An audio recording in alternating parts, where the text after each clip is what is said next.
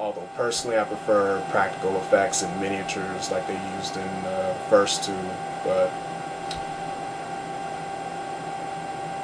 yeah, I mean, it looked better, like the facial CGI when, you know, flesh comes off the face. It looked better than in T3. I thought it looked a little bit too fake in T3, but they improved the CGI. It looked better.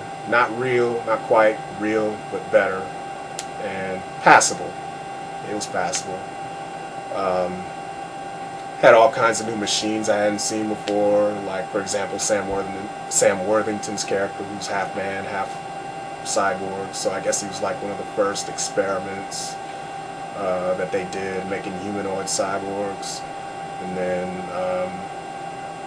maybe the Arnold prototype was, you know, some other guy's face that they used. I don't know.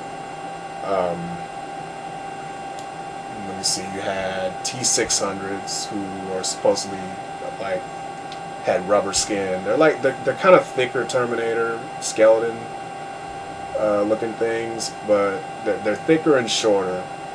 And according to Kyle Reese in the first one, they supposedly have rubber skin if they're, you know, have flesh on them or whatever. But I didn't see any T600s with flesh.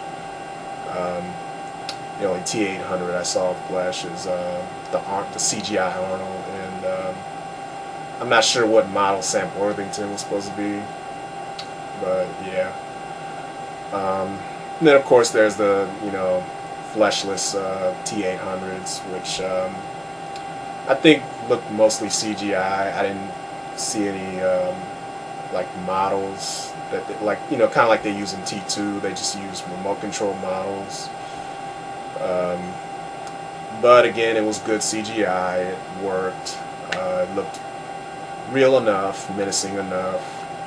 Let me see. There was these little snake or worm-looking things that sort of swam underwater and came at you, bit at you with their mouth or claws or whatever. It's like little snake-looking things. And then there was these cool motorcycle-looking things that sort of came out of the elbows of this bigger robot that blew up this gas station that some people were hiding under.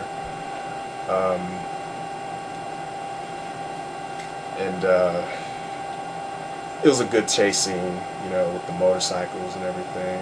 And even during one of them, they played that, I don't know if it's Aerosmith, that song from T2 where that was playing while John Connor was like in his garage at his foster parents' house, you know, fixing his bike or whatever. See, I'm not familiar with those bands, so I don't know who that is, but oh, Guns N' Roses. I think it's Guns N' Roses. Had that song in it. Had some homages to the previous ones, like that little piece of music had the line "I'll be back" in there. Said in a slightly different context, but you know, it worked. It was kind of funny. Better than "She'll be back." I thought that was corny, but that's just me. Yeah, I'm not sure what else I can say about it without spoiling it, but bottom line, I liked it better than T3. Good action, good effects all the way through, fast-paced. And the action was intense enough that I didn't even notice that it was PG-13. Like I was skeptical at first, you know, when I saw the PG-13 rating, but the action's pretty intense. It's, you know, like you forget that it's PG-13. It doesn't, you know, feel like an R-rated movie, but it's intense. It didn't need to be rated R, in my opinion. It worked just as good, you know, as PG-13. Just a little less bloody, I guess, but it's a lot of intense action, a lot of, you know, intense fights between like Terminators and people. Great acting, great cast. I don't know, I guess my only gripes would be the score, which was better than score by Danny Elfman, which is better than Marco Beltrami's score, but I don't know, I wish they could play that theme. It's like they always go the then you never hear that classic theme after that. Um, it's like a whole new score. And I prefer like the synth score by Brad Fiedel. It's just preference, I guess. I mean, I like synth music more than orchestral music, but you know, the score worked. It wasn't like it didn't suck or anything. And I kind of wish they could have used more practical effects and miniatures and models instead of just a bunch of CGI. Even though it looked better than in T3, but you know, again, that's just my preference. I like practical effects and miniatures.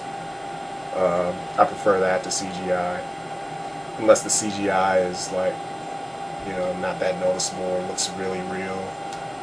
But I mean, again, let me see. I don't know. Compared to T2 CGI and effects, I think today still hold up just a little bit better than these new ones. Because, you know, it just looks more real. I mean, I've never been a big fan of, you know, too much CGI. But yeah, that's just me.